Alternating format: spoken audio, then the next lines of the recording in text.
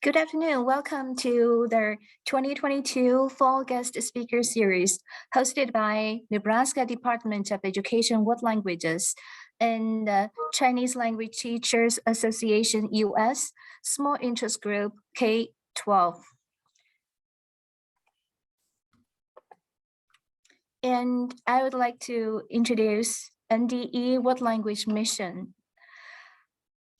The mission is to empower educators to engage students in the authentic use of world language while standard-based instruction to fulfill a range of functions, from expressing personal needs to communicating in the workplace and to establishing strategic relationships across cultures so that they may learn, earn, and live.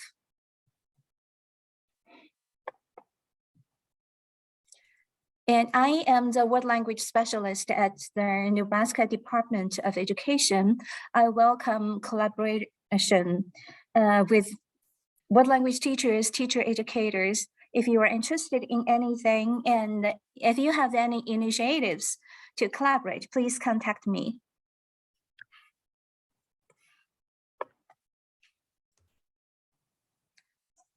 Okay, this is Xiaoqing Liu from Butler University. Representing CLTA, I would like CLT SIG K-12. I would like to introduce the mission of the Special Interest Group of K-12 Classroom and Methodology.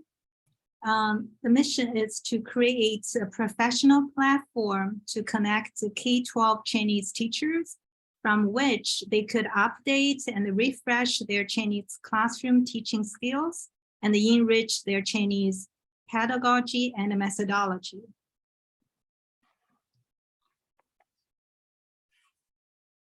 And also, I'm honored to welcome today's two speakers, Dr. Crystal Liu and Dr. Nick Ziegler. Their topic is leading with cognition, how to implement the Nebraska World Language Standards.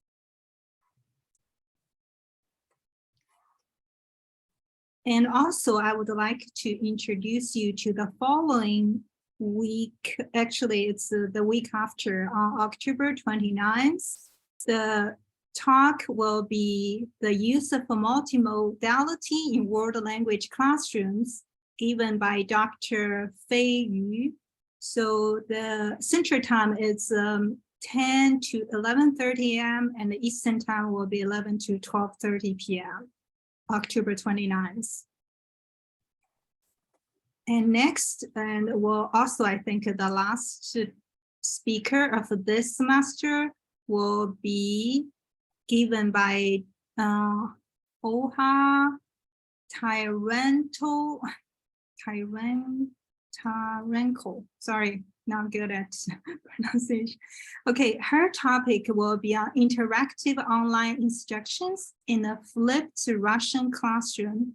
And the talk will be on November the 12th, Central Time between 10 to 11:30 a.m. and Eastern Time will be 11 to 12:30 p.m.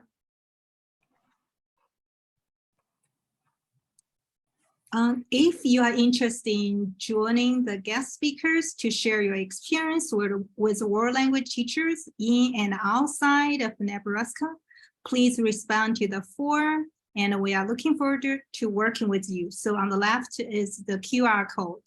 And if you scan that, so you can fill in the form and become one of our future speakers. And this QR code will be the recordings on this web page. So usually the recording will be done in a week after the lecture is done. So, and also the link here. Thank you, Professor Liu. You're welcome. I think now we'll warmly welcome our two great speakers on this topic, leading with cognition, how to implement the Nebraska World Language Standards. Welcome. Well, thank you. Thank you, Crystal. Thank you to our friends in the Chinese Teacher Association. Today's topic is leading with cognition, and we're going to focus on how to implement Nebraska's world language standards. So that you're aware, we will share with you multiple links throughout the presentation. To get to this presentation, it is tinyurl.com. NDE, please note that this is case sensitive, so that must be capitalized. NDE Cognition. I'm Nick Ziegler. I'm at ESU 5. There's a slide here in just a moment to see more, and I'm joined by Crystal. Our objectives today are to think a little bit more about leading with cognition. Okay, well, what is cognition? How can we address the cognition strand inside of Nebraska's world language standards? So Nebraska's standards are a little bit unique when you compare them to standards across the nation. We are, it's my understanding, the only state that has cognition called out as one of its 5 strands, 5 core concepts that we want to cover in our world language standards. So we'll spend a lot of time thinking about how can we address that cognition strand?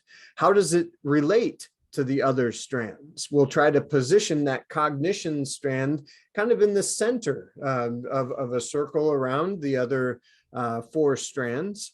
We'll also share with you throughout the session ideas as well as outcomes from previous projects trying to promote teacher understanding and implementation of our standards, as well as specifically that cognition strand.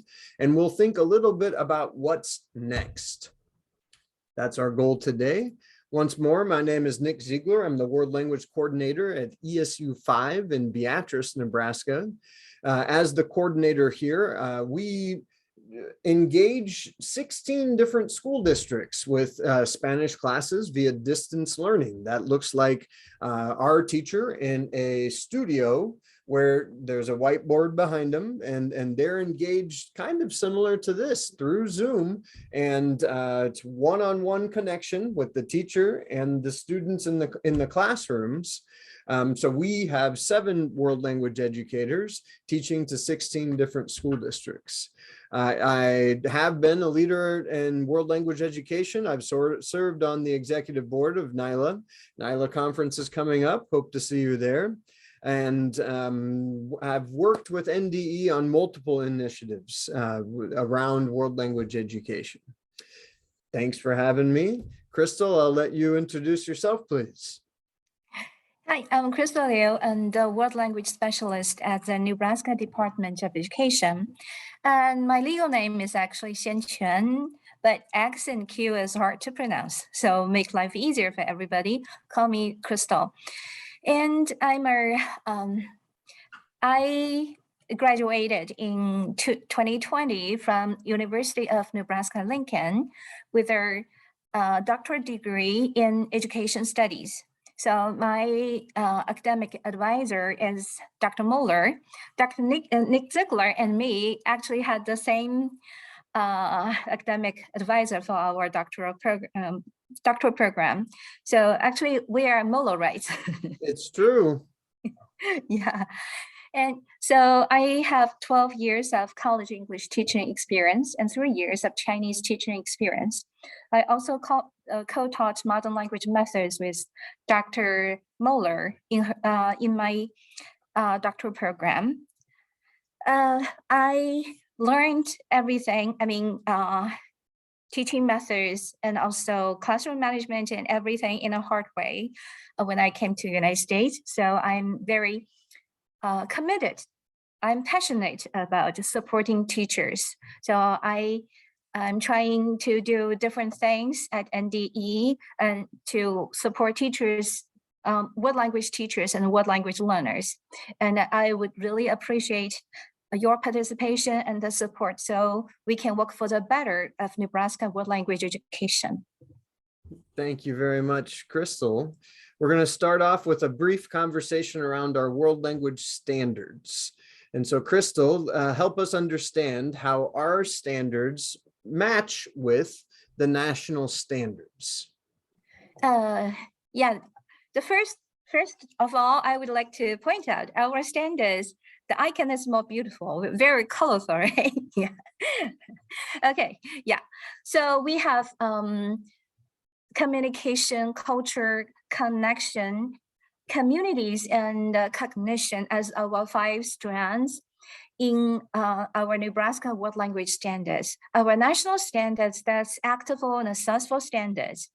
In that standards, we have culture, connection, comparison, community, and communication. I mean, 5 strands. So there's one big difference. We have cognition as a strand instead of, in national standards, we have comparison instead of cognition. So that's something I would really like to point out. Okay, so tell us more. So in Nebraska standards, cognition is a separate strand. So we are talking about students need to learn about need to know what they are learning and also be able to reflect and describe their learning.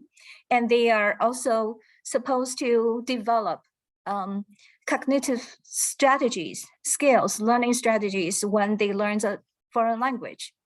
So, and also in cultural strands, we focus on understanding and application, while in actable and accessible standards, we have understanding is the focus. Application is mentioned, but not the focus. So in Nebraska standards, we actually take a step further.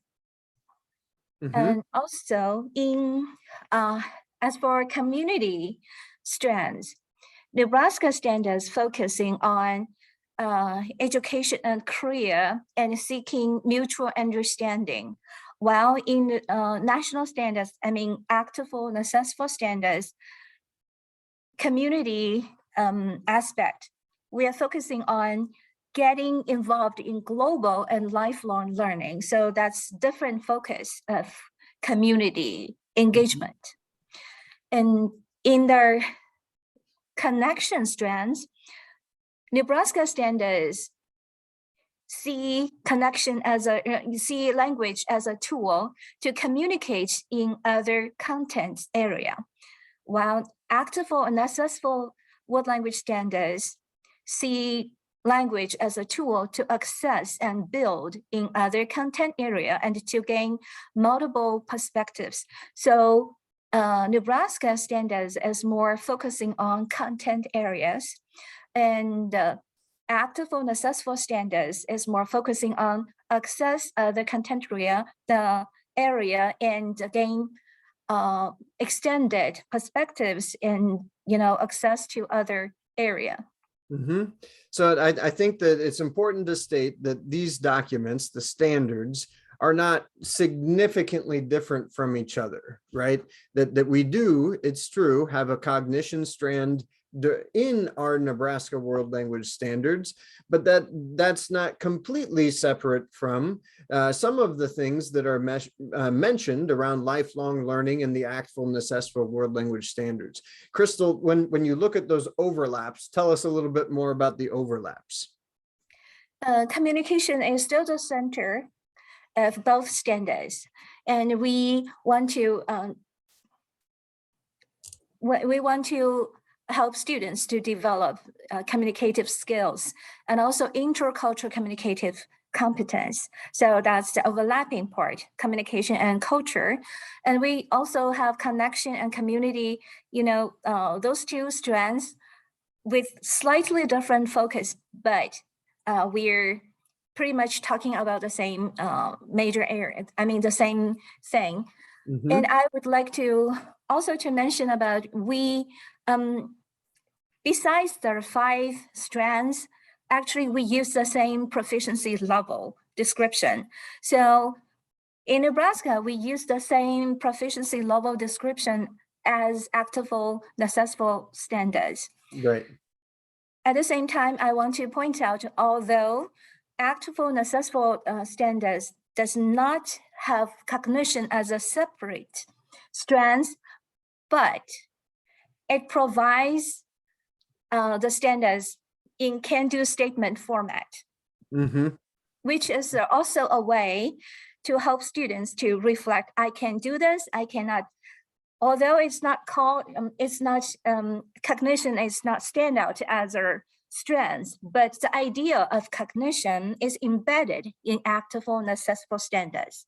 And specifically there in that community around lifelong learning. And so thank you for helping us understand, comparing and contrasting our standards. I think it's important to take a step back and look at a simpler image here and just make the statement that there really, yes, there are some differences, but overall, we are still focused very much on the same ideas. And when you look at the heart of those ideas around communication, focusing on those three different modes of communication and in helping our students to develop communicative competence or intercultural communicative competence. Thank you, Crystal. Let's dive deeper, please. Let's talk about cognition and how do we understand cognition? Go ahead, Crystal. So cognition in our Nebraska Word Standards actually refers to metacognition. It means awareness or analysis of one's own learning or thinking processes. That means in learning, teaching, in teaching what language, teachers are supposed to or suggested to help students to develop ideas, understanding, awareness of their own learning process. So that means teachers need to modeling and also lead students or guide students to do self-assessment and reflect on their own learning, understand the strategies that they are using, which strategies are very helpful for themselves and which strategies needs to be improved. So the focus is awareness and analysis of students' own learning and thinking process while they are learning language. Thank you. And so I think it's easy to sometimes get lost in definitions and terms sometimes. And I like the icon up here in the top right. It's thinking about thinking. And so we want to help our students become those lifelong learners or self-regulated learners. There's a lot of different terms that mean some similar things. So in this session, we want to really dive a bit deeper in talking about cognition. Yes, it's metacognition, thinking about thinking. We'll provide you with multiple examples of how you might do that at different levels inside of your curriculum. Let's continue. And so the cognition strand, we've positioned it in the center. Why is that, Crystal? Yeah, we kind of restructure the Nebraska standards to help teachers understand when they try to implement the standards, because cognition is thinking about learning. That means cognition means students need to understand their learning process of developing while they developing communication skills, while they are learning about culture, while they are learning about how to make connections to other content area with people outside of their, in target language community, and how to serve the community, how to build relationships with people speaking the other language. So cognition actually means they have to understand their learning process and their way of developing the skills, and in order to be autonomous learner and lifelong learners. Excellent. I think it's important to mention that we aren't necessarily suggesting that cognition is the most important necessarily. That's not, I think that we can probably still agree that our primary focus is around communication, but what we're trying to communicate is that there's components of cognition that impact each of the other four strands. Would you agree with that, Crystal? Yeah, cognition strand is more like, the overall umbrella to take all the other 4 strands under it. It's like we need to add the cognition development layer to while we are developing student skills, trying to cultivate student skills in other 4 strands. Thank you. And again, that is, of course, I mean, our title here is Leading with Cognition. And so that is our goal, is to help you understand how can we layer in, scaffold in those helps for the students, those activities. What kinds of activities are we talking about? So wonderful. Let's continue. Let's define what kinds of activities are we talking about, Crystal? Cognition strands, yeah. In Nebraska standards, cognition strand means students explain what they know and are able to monitor their own learning journey with support from their teachers. Students explain what they know. That means students need to review and reflection. So that means they have to thinking about their learning process and be able to evaluate and analyze their own learning experience and results. So, and students are able to monitor their own learning journey. That means if they have a learning journey, yeah, learning is a journey for them. If we call it a journey, we should have a destination. That means they should have a goal in their learning process. So we would want students to do goal setting and do self-assessment, and in order to foster student autonomy. Of course, all this in order to help students to review, reflect, do goal setting, self-assessment, and do to promote their autonomy. Teachers need to provide sufficient guidance and modeling how to do those things. So also I want to point out, when we are talking about cognition strand, we are not talking about language content. We're talking about language learning experience. That's why cognition should be the central of the 5 strands, because it's about learning the language. It's not about the language content. It's about learning how to learn, right? And so yes.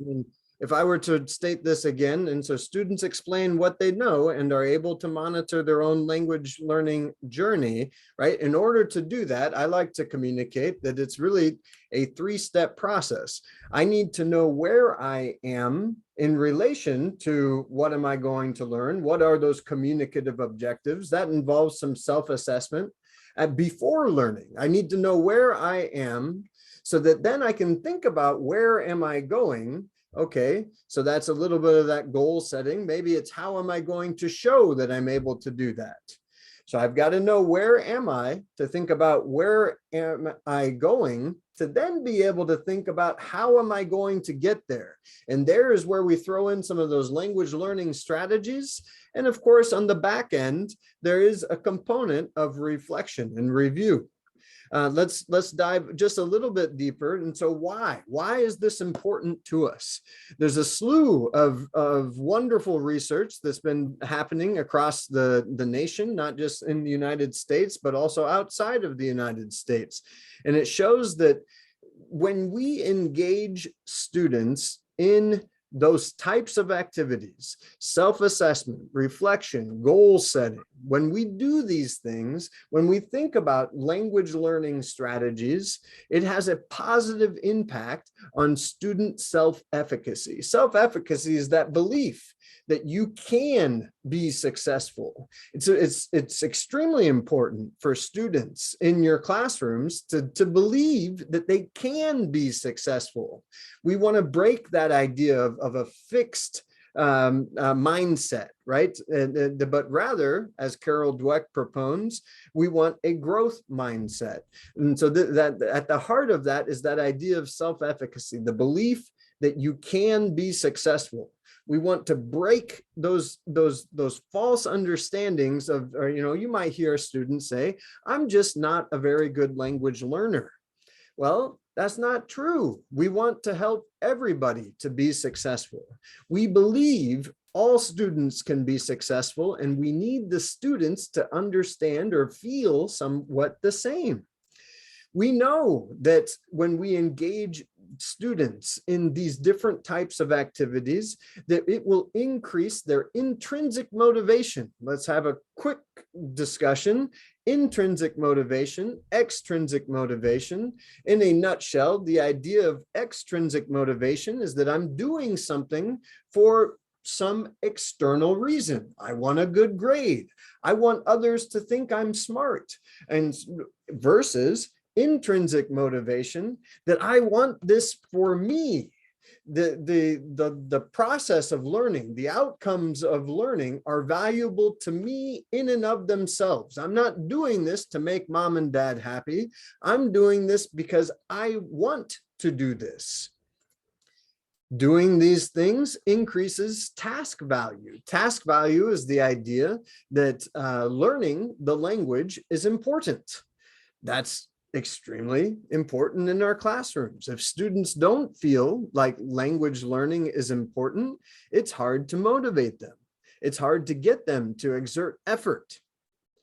We know that if we do these things, that we will increase student capacity for autonomy.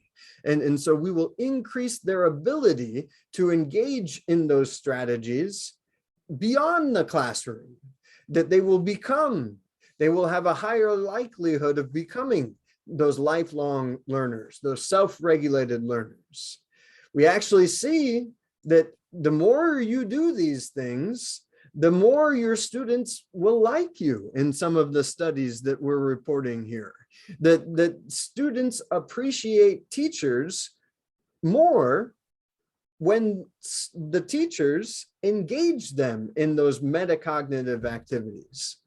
We have also seen in research that goal setting has a direct link to learning outcomes, student achievement.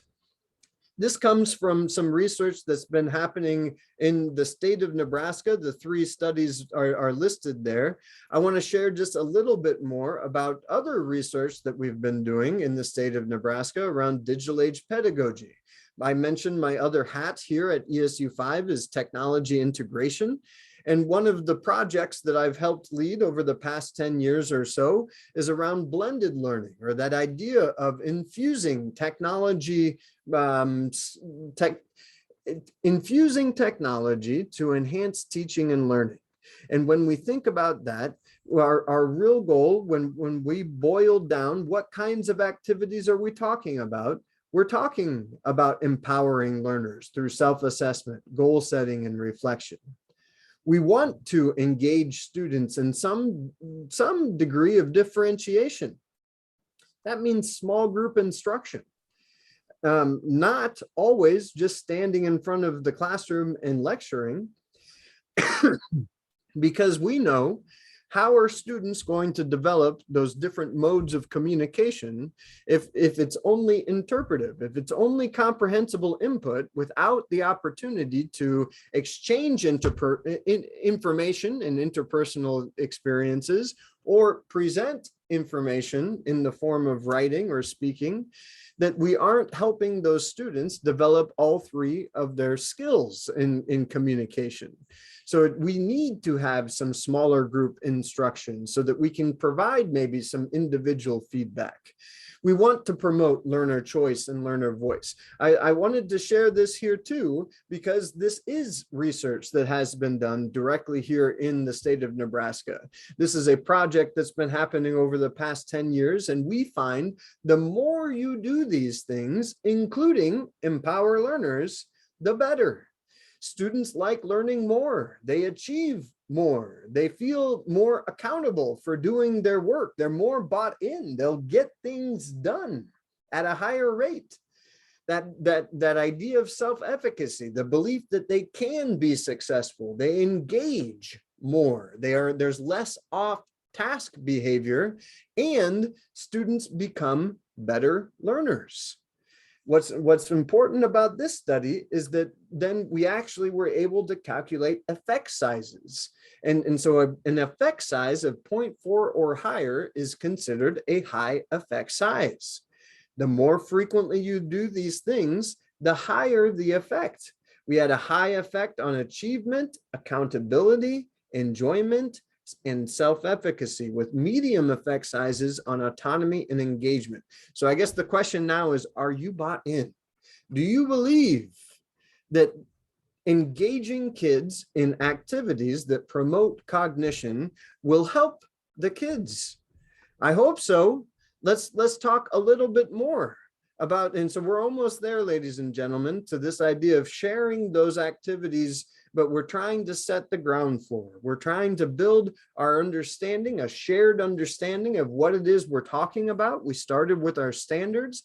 We're thinking about the cognition strand. I think there are some challenges.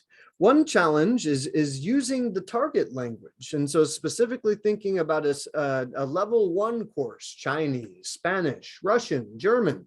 It's hard for students to use the target language, the language of instruction, when they engage in some of these metacognitive tasks. And so I think it's important to directly state it's okay to do some of these activities, especially in our entry-level language classes. It's fine to do some of these activities in the target language. I think it's sometimes hard to think about thinking, to learn about learning. We'll show some more activities in a second. And so then there's all this theoretical guidance. There's all these people who are telling you that these are wonderful ideas and it will have great outcomes on your students. But where are the practical examples? Let's dive deeper into how to. Let's move from theory to practice. Let's begin thinking about cognition activities. So before we continue, I'm going to stop the screen share and let's acknowledge that there's only a few of us online. But I would like to ask you to think. I would like you to ask you to think for about 45 seconds. The question is, what kinds of things have you done in your class to maybe engage kids in some self-assessment, some thinking about language learning strategies, maybe some goal setting, maybe some reflection on products? What is something that you have experience with doing in your class? Take another 30 seconds. In about 30 seconds, I'm going to ask you to write one of your ideas in the chat, please. Wait time on Zoom, Crystal, is one of my favorite things.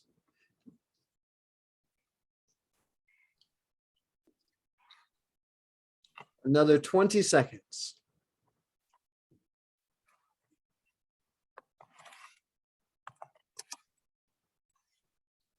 Crystal, you have your idea ready to go? Yeah. Yes, very good. And so please press enter. Let's see. And so Crystal, while others are entering ideas, what is something in your language classes that you did to promote cognition?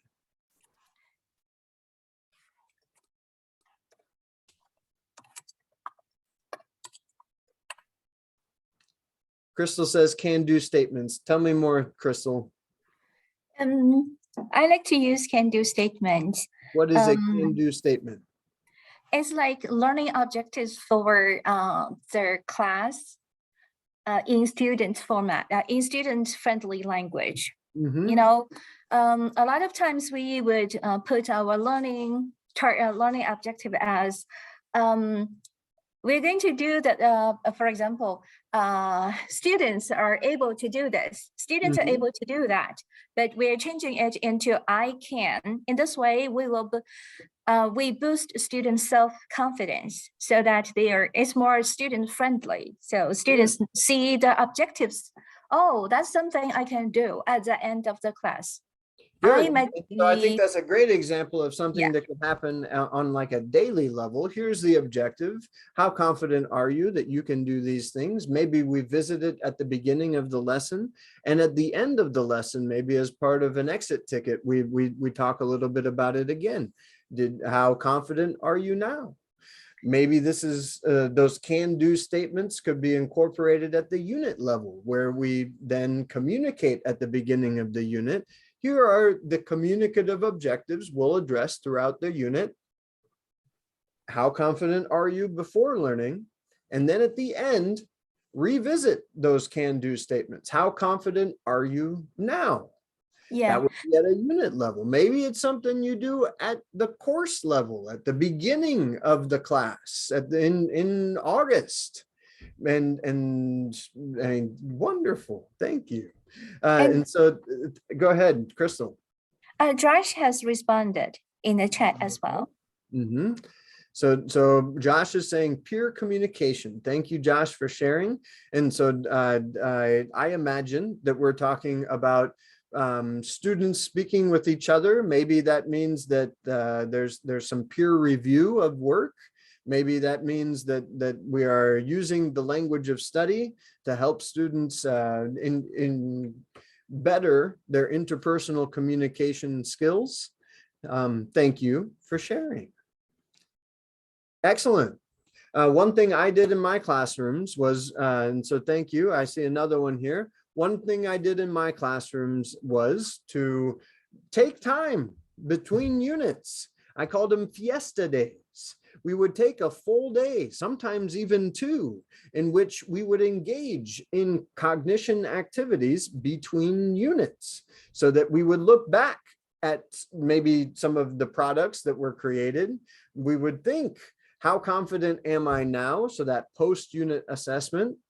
And then we would talk explicitly about a language learning strategy. I'd have a language learning strategy of the unit. And then we would look forward and think about the can-do statements from the upcoming unit. And I guess my point is, we'll get into some of those other tasks. Make it fun.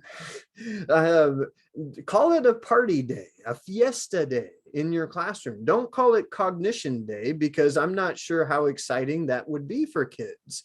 Really, actually celebrate success. This is something that we see has a positive impact on student outcomes as well. Celebrate success. Make time in between your units to engage in some of these tasks that we're going to talk about. Thank you, Crystal. Looks like we have another. Yeah. It's Professor Liu said quizzes and projects. Yeah. Okay, great. And so hopefully within the context of helping students to see how well they did, that, I mean, yes, we can engage in quizzes, and certainly we want students to create products. I think products sometimes, when we hear the word products, we only think about those presentational products. I think it's important to acknowledge that we can have products for all three modes of communication, and engaging kids in products that show they're able to do it. Josh is saying things like performance, and so like students actually putting forth a drama, for example. I think those are great ideas for students to show they're able to do things. And so our goal is then to help students tie their performance back to those whys, and helping them understand that what they're able to do is the result of effortful use of effective learning strategies. I'm trying to come back to that idea of growth mindset, that we are communicating to kids that how well you did on that quiz, or how well you did on that product, or how well you did on in the performance, it is not magic. You did not magically be able to do the things that you did, but rather effortful use of effective learning strategies. We'll talk more deeply about goal setting and self-assessment. We'll think about learning strategies. We'll talk about them from a few different levels inside of your classroom. I want to share with you, there's been a lot of research inside of educational psychology. So my PhD is in world language education, educational studies. As Crystal mentioned, we both studied under Dr. Moeller at UNL. My master's degree was in educational psychology, where I focused on self-regulated learning, received a Fulbright research grant to go to Germany and investigate the European language portfolio, and have done some other work in relation to published papers on self-regulated learning. I like this diagram of a cycle because I think it does communicate this idea of inside from unit to unit, to build your units around a self-regulated learning cycle. And this is what I was talking about between units. So at the front end, to do some self-assessment, to make some plans, maybe set some goals for how are you going to show that you can do these different things. And I know that's hard, especially in the beginning of a unit or beginning of an academic year.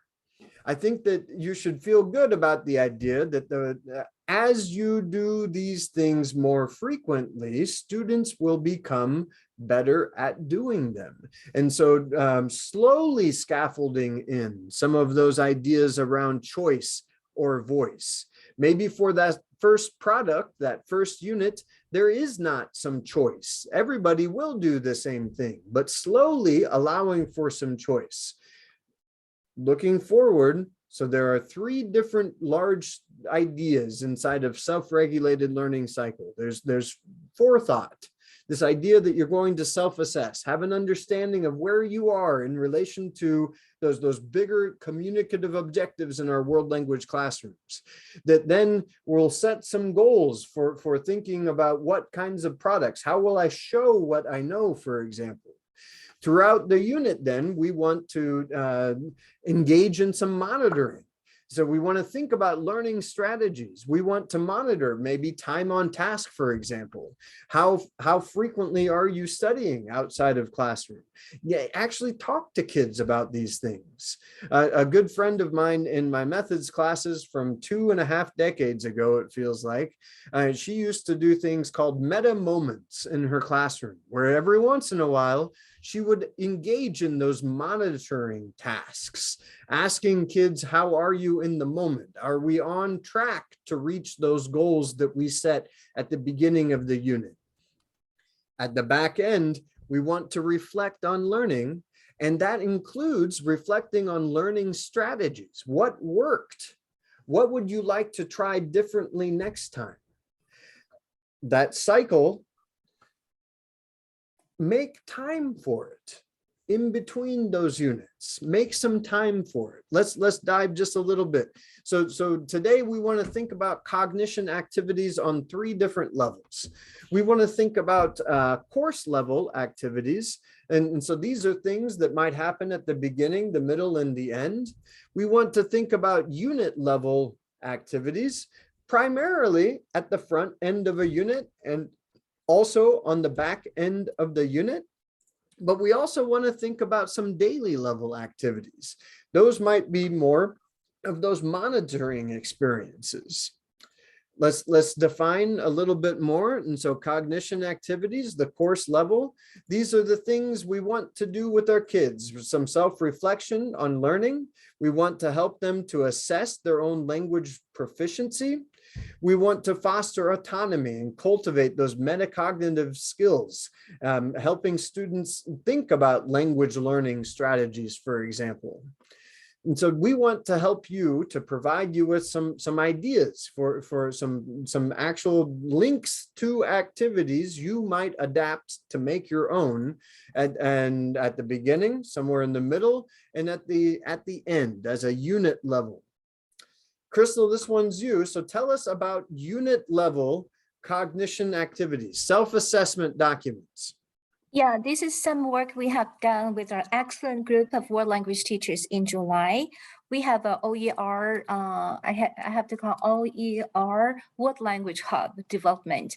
So we created self-assessment document for 5 proficiency level from novice, mid, novice high, intermediate low, intermediate mid, and intermediate high. So 5 levels of proficiency self-assessment document. I have to say, actually, it's a student-friendly what language standards. So it's like what language standards in student-friendly language. So in this way, it will help teachers, both teachers and students, to understand Nebraska standards and make it more accessible for students and for teachers to implement. I'm going to share my screen. Okay, it's right here. So this link and this slide actually goes to Nebraska K-12 What Language. That's our Nebraska What Language Hub on OER, Open Resource, Open Education Resource. So if we go to self-evaluation folder, there are 10 documents ready. That's 10 documents. Two format for each level. So we can see self-assessment checklist, novice med, self-assessment circle format, novice med. We can see it looks exactly like, okay, let's see.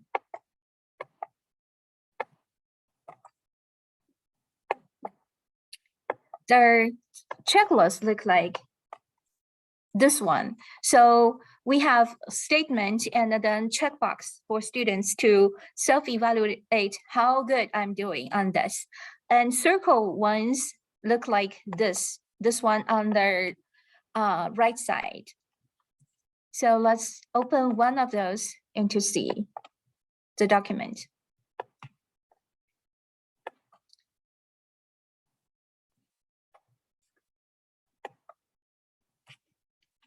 So when we click on the resources, and it will open up the actual document for us, OER.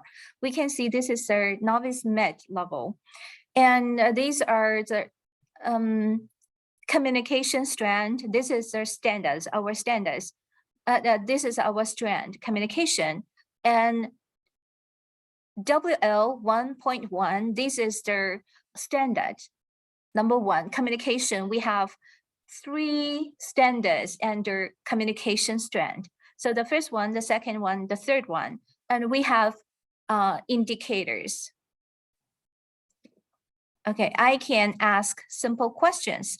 So students reflect on whether they can do this. So students I can do this easily and well, so they can check this box.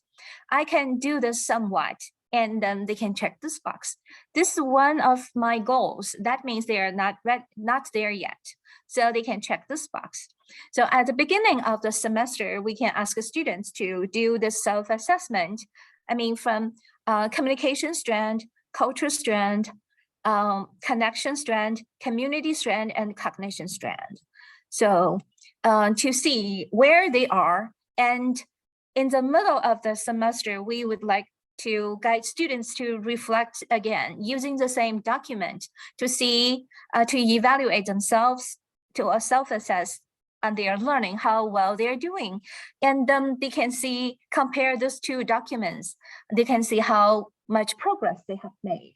At the end of the semester, and we are suggesting teachers to do this again with the students.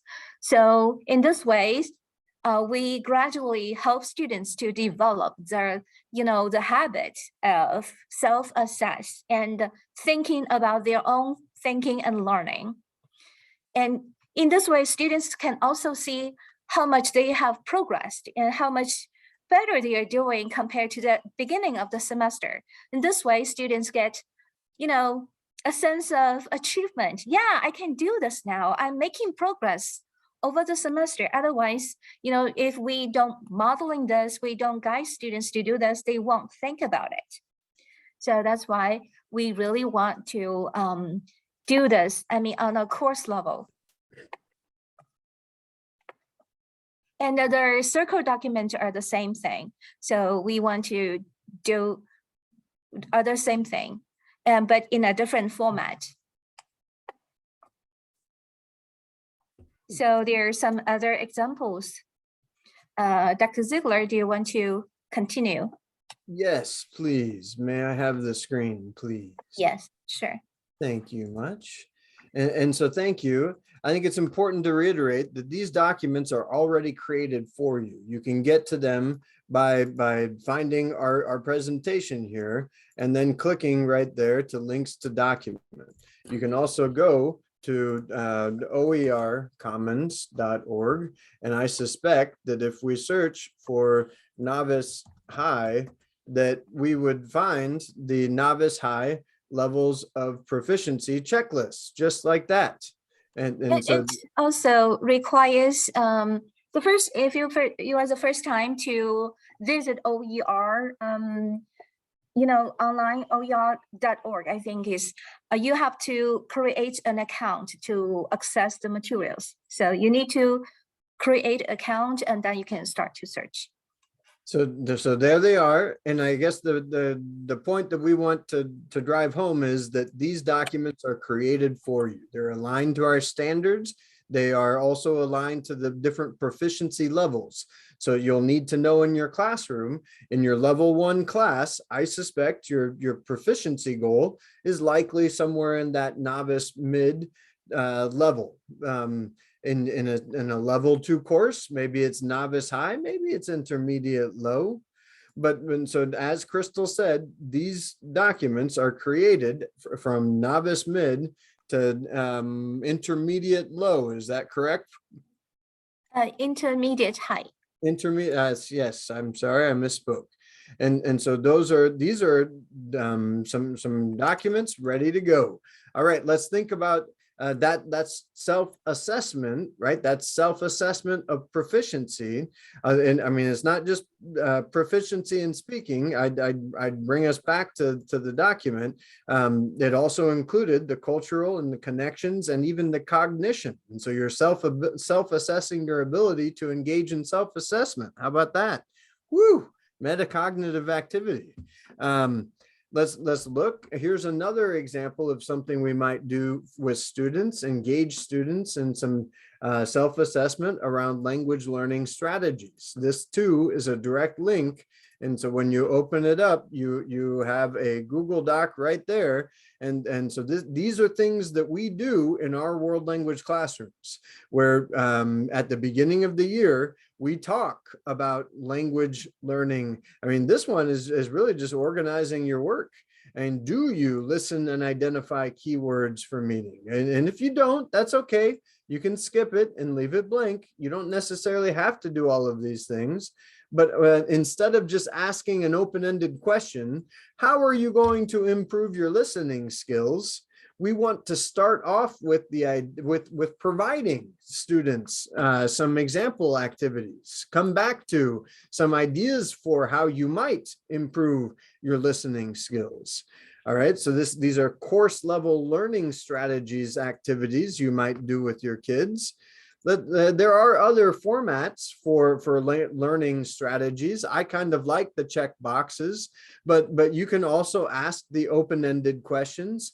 Or I've also seen how frequently, a frequency assessment, how frequently do you do these different things?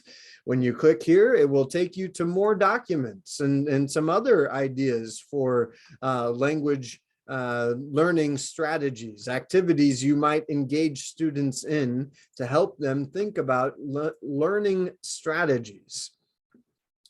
Finally, at that course level, we want to engage kids in thinking about mis metas para el semestre, right? My goals for the semester are what? And so in our classrooms, I mentioned once more that here at ESU 5, we have 7 world language educators teaching to 400 or so students across 16 different school districts. We do these things. We ask students after they've done that proficiency self-assessment to reflect a bit.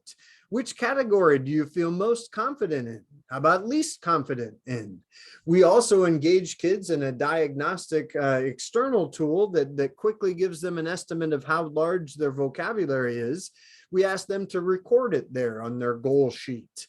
Look at your language learning assessment, identify what one strategy that you plan to use. You just went through and looked at a whole bunch of other things that you might do.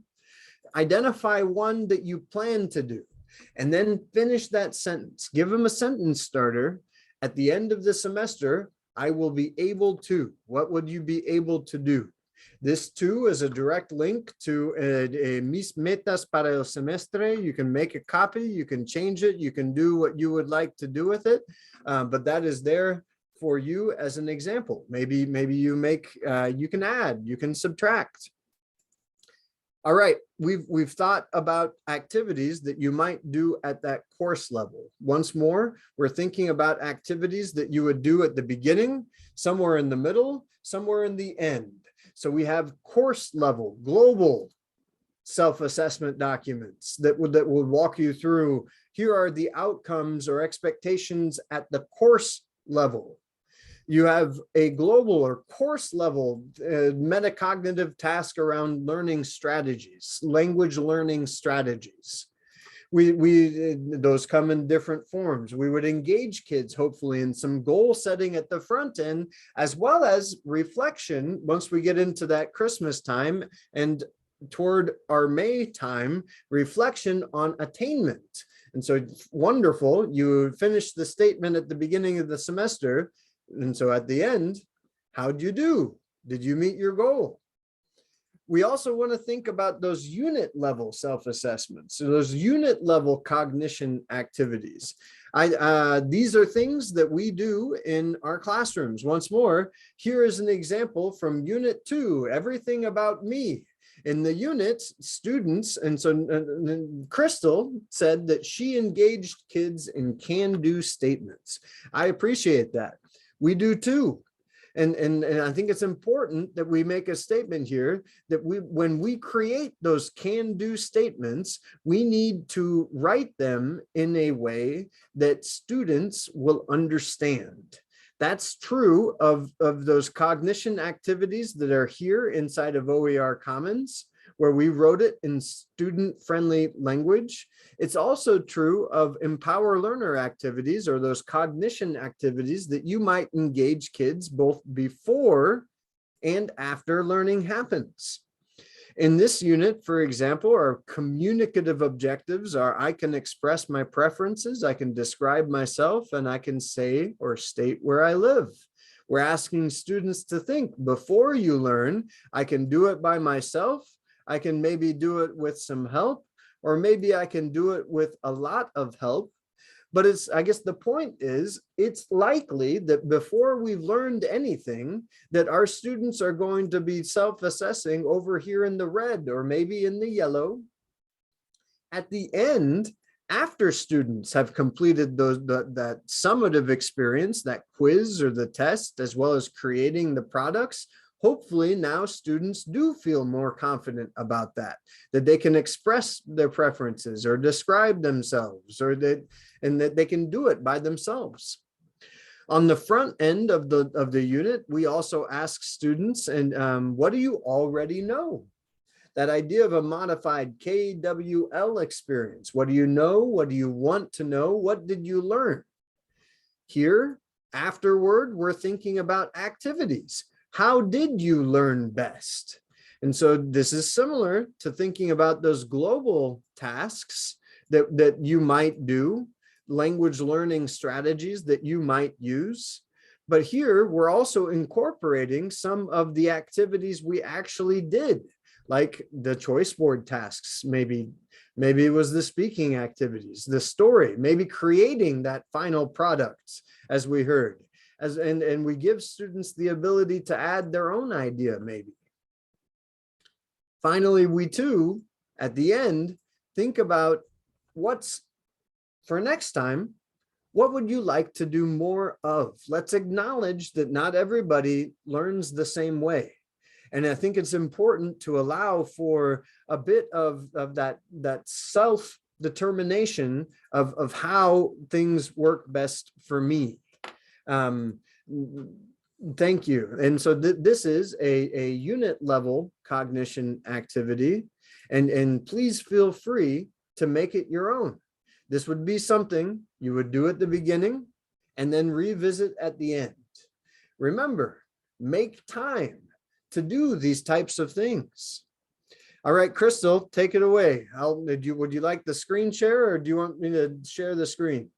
It's okay. I can do this with you sharing the screen.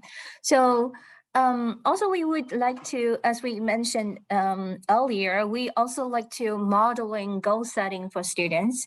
We talk about the unit learning goals, and actually we can help students to personalize their goals. In this way, it will help students to own their learning. We understand sometimes it's, our learning goal is like this, and sometimes students really cannot make connections to their own learning with, a global, like an umbrella, learning objective. It just does not make any sense to the students if they are not actively engaged or involved in goal setting. So that's why we want to have this goal setting activity. We can share unit learning objectives in the format of can-do statement. For example, I can introduce my family members as a unit goal for the family unit. And then we can model SMART goal setting, the whole process with the students. We all know the SMART goal setting. SMART, S means specific, M means measurable, A means achievable, R means realistic, and T means timely. So encourage students to personalize their learning goals, lead a discussion to help students to finalize their personal goal. Once they have developed their personal goal, as teachers, we need to monitor the progress of their students, how students are learning towards the goal, okay, the progress of learning. And then we need to revisit the goal at the end of the unit. After students achieve the goal, or sometimes they fail to achieve the goal, they're not able to achieve the goal, we need to lead self-evaluation and reflection on the learning results and the process. We would like to ask the students, okay, you have achieved the goal, and what do you think, how do you think about achieving the goal? What did you do to help you achieve the goal? And what strategies do you have to help you to achieve the goal? Things like that. And we should go to next slide. Let's look at an example, Crystal. Yes, an example. So as teachers, we need to model SMART goal setting for a final product, like unit project. For example, one of the learning goals, I can ask and answer simple questions about likes and dislikes in Chinese. This is our unit learning goal for the whole class, and students can make it specific. It's actually specific because in the class learning goal is specific about likes and dislikes. We can make it measurable in a recorded conversation. So the students can make a recorded conversation and then send to the teacher, so the teacher can evaluate. And students can make it achievable.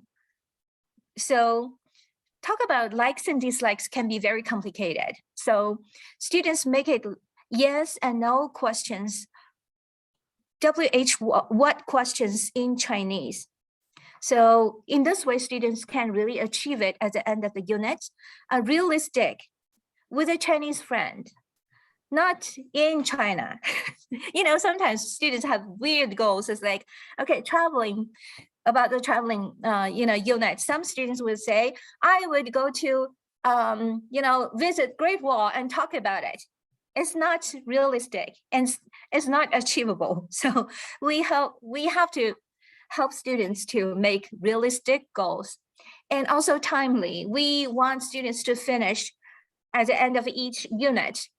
We want them to be timely, and then we can give them a grade, right? So the students can make it timely by adding the time, adding at the end of the unit. So in this way, we have a SMART goal. I can record my conversation with our Chinese friend about likes and dislikes using yes and no questions, and what questions at the end of the unit. This is achievable. Now, this is a specific, measurable, achievable, realistic, timely goal. And the students can personalize it, or they can make a video of a conversation with maybe his or her cousin, Chinese cousin, or whatever. So they can change the person and change the format, and to make it really personal, and they can own their own learning goals. And so, Crystal, thank you. I think that this is a great illustration. And I like how you have taken the communicative objective and you've illustrated how we might take a communicative objective, like I can express preferences. Well, that's a little bit broad. That's a little bit broad. It's not very specific. You're not telling me how are you going to do that, right? And you're modeling here, how can we then help students think about those products? You're also showing us how could we potentially incorporate a little bit of that voice and choice in learning, where you're allowing for some degree of student decision making around what is the product, how am I going to show you. You're also allowing students to decide on the context, and so much as you're saying this is a recorded conversation. Like you said, that could be maybe instead of a recorded conversation, it might be in emails, and the kids, create some mock emails back and forth, 5 exchanges where they're asking each other about likes and dislikes, but it's not in a spoken recorded conversation, but it's still that interpersonal experience where they're writing back and forth. I think that it's also important to acknowledge that this is, we would engage our kids in the SMART goal creation before the products. In our classrooms, we tend to do that planning. We do some beginnings of goal settings at the very beginning, but then we go through some learning. And right before we get to that product, that's when we revisit those SMART goals and maybe make them a bit more robust. I'm a big fan, Crystal, of the SMART goal acronym. What else would you share about modeling SMART goals for kiddos? Yeah, after they have set their goals, I would like them to record their SMART goal, personalized SMART goal in a place. And then I want to monitor how they're making the progress. In the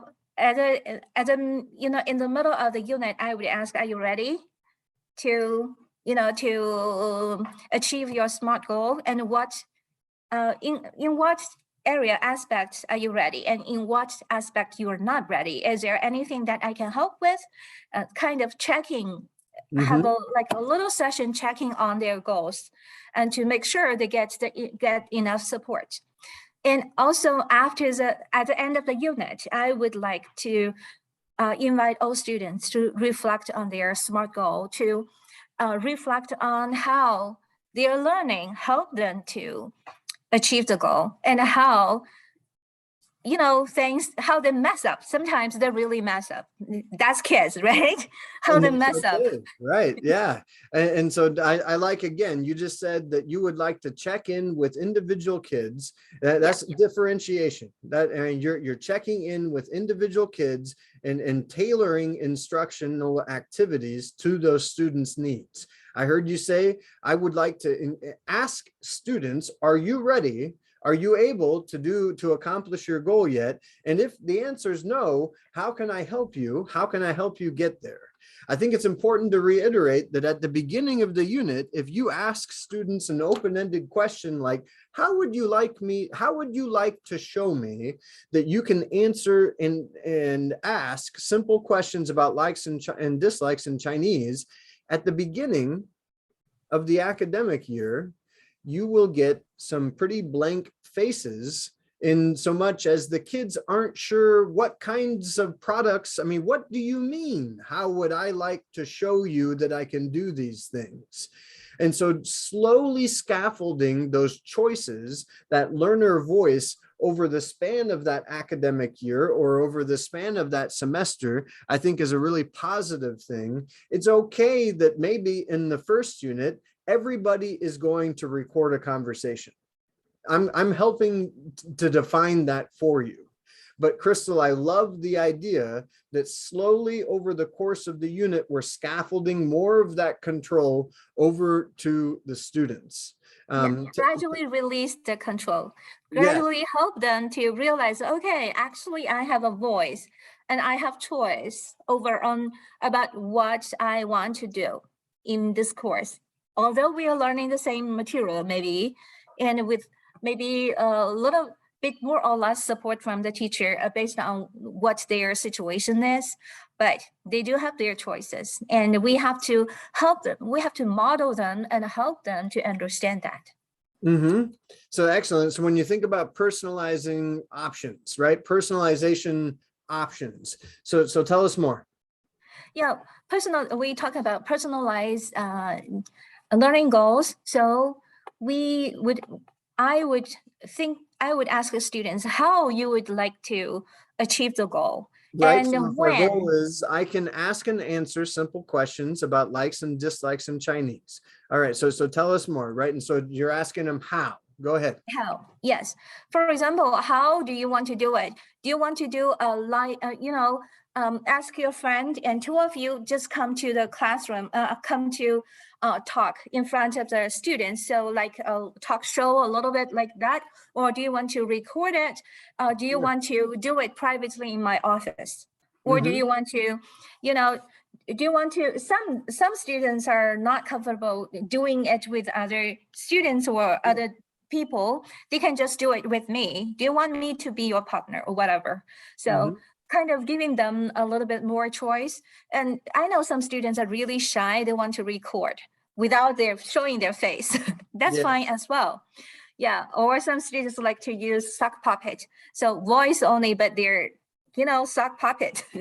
Yes. Yeah. So you've got two different socks and you hold them down, right? And if you're holding one of the socks, you can have that guy be talking, and then you can take your finger off, put it on the other sock, and then that guy will be talking. So you can have that mock communication, interpersonal communication. Good. Tell us more. So they can, I would open up a little bit more, especially for interpersonal. Sometimes students, when I first started, I would set a day. Okay, on this day, we're going to do our interpersonal evaluation or assessment. But students are not ready, not everybody is ready on the same time. So I would later, as I getting to know more about my students, I would spread it out. Okay, I have a week. You can come to me anytime when you're ready during my lunch hour or planned period or in class, or you can just do it on my phone. You call me and let's do it on the phone. So your choice, and you pick your time within a time frame. So in this way, they kind of, okay, we need to do this in a week. So they get, there is a time frame, but not a specific day. So if they are not ready on a specific day, it's kind of helping them warming up. Okay, I need to get this done. I need to practice, but I need to get it done by the end of the week. So I like that too very much, Crystal. Once more, I would reiterate that we should probably scaffold that experience for the kids. And so much as at the very beginning, in your first unit of instruction, I think it's okay to have some shared deadlines, and that Yeah. you help students develop those skills of preparing, and that they aren't just putting stuff off and not getting things done.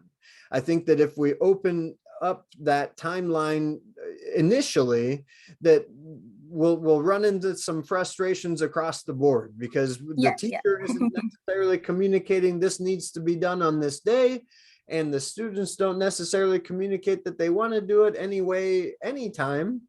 But I love that idea, Crystal, in that after students have developed some of these cognition skills, yes, autonomy as well. yes. So for each thing we are doing, actually, we need to model it and scaffold it, kind of preparing students to be autonomous learner, so they can make decisions. They can reflect on their own learning. They can make decisions that works best for them during their learning process, so they can achieve whatever they want to achieve. Thank you. And so where? What do you mean? Where it's like just now we mentioned about some students like to show off. Yeah, I can do it. I want everybody in this class to watch me doing it in front of class. Yeah, that's it. They can do it in class and with everybody watching him. If he is, some students really like that, right? And some students want to do it privately in my office, that's fine. And some students want to do it in a video, that's fine as well. So it's still their choice. And with whom they can find, somebody from Chinese community, if they have the resources, it's fine. They can do it with me, they can do it with their classmates, and they can do it with, if they have sometimes they have like a pen pal. They can do with the pen pal or whatever. So thank you. And so we're talking about that unit level in the moment, right? We started off thinking about some of those course level supports, like those self-assessment documents, maybe those global language learning strategies documents, maybe some course level goal setting that might occur. We just saw some tangibles, right? Some activities. You can make a copy of these things and make them your own for unit level self-assessment. Maybe some reflection on strategies. We're thinking in the moment about unit level goal setting. So excellent. When we think about daily now, we're going to move down to daily slowly. But Crystal, tell us a little bit more about that raft analogy when we think about cognition. So raft is actually something I borrowed from other content area. Raft means, R means role, A means audience, and F means format, and T means topic.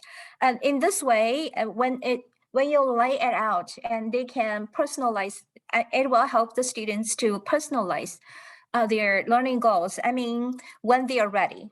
So what role they want to play in their final project. For example, they want to be a narrator, that's fine. So they are talking about describing about a story or describing their project.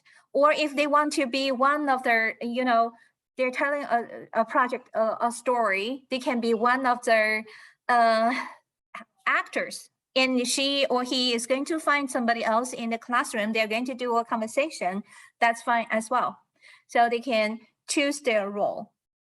And the audience, they can choose to be in front of the class. They can choose to be, sometimes we ask, like for some project, we want students to be able to describe or introduce a city in China.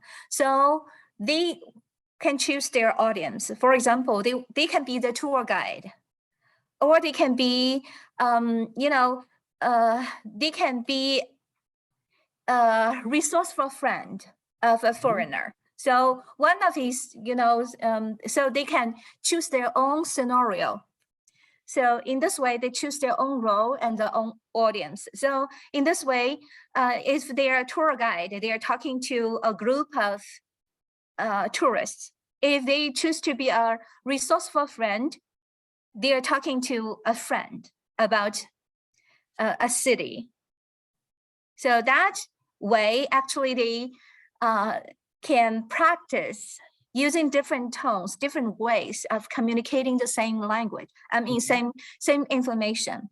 And a format, it can be a presentation, it can be a conversation, a brochure, or whatever, a story, whatever they choose. And in the previous page, unit level activities, actually, I have some icons for technology.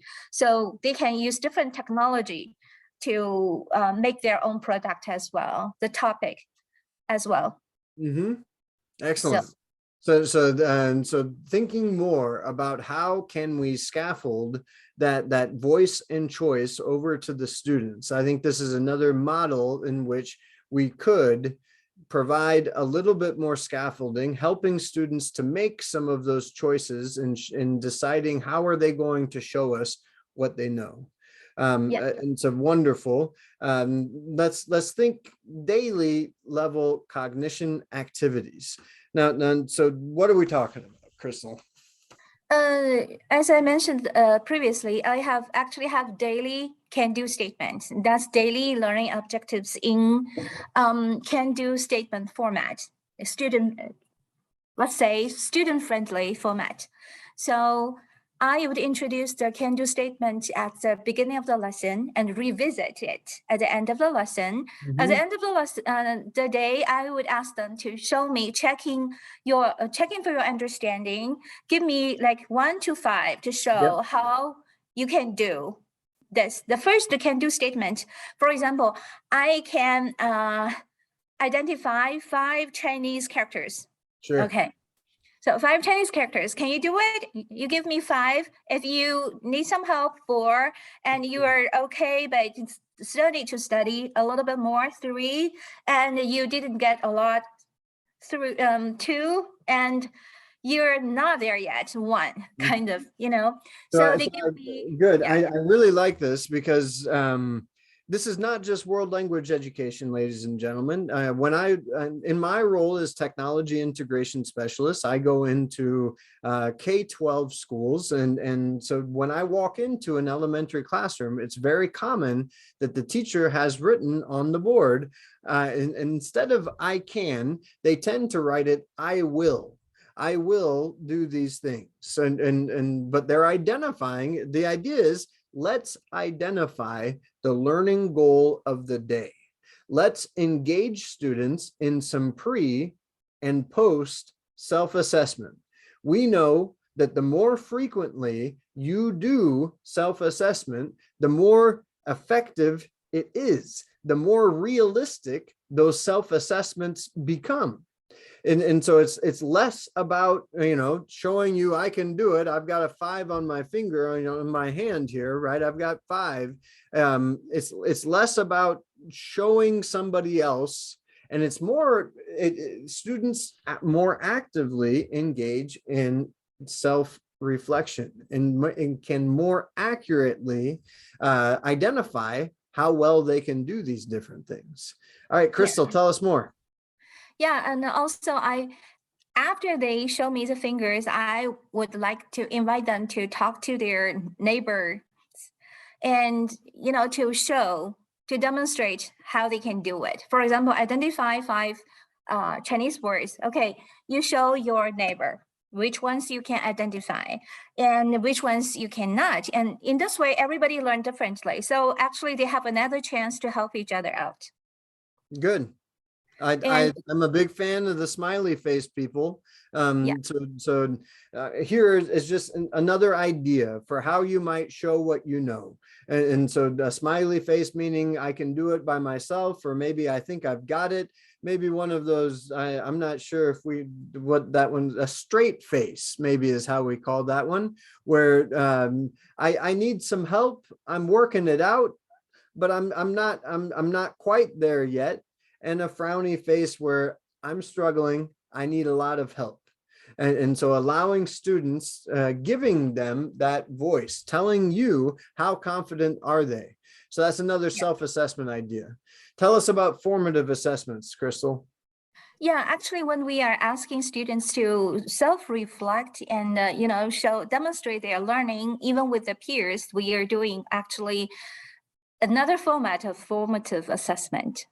So we want to build in that self-assessment and teachers' frequent checking for understanding are actually part of formative assessment.